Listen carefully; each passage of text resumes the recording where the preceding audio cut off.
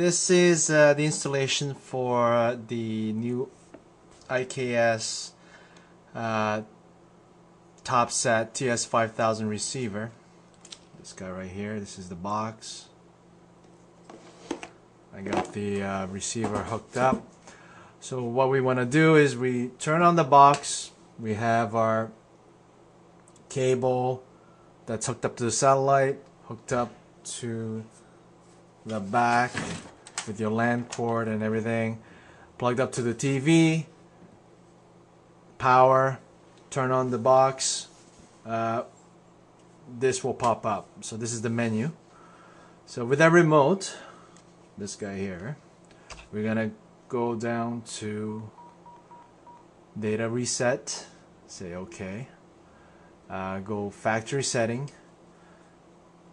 The password input is 0000, say OK.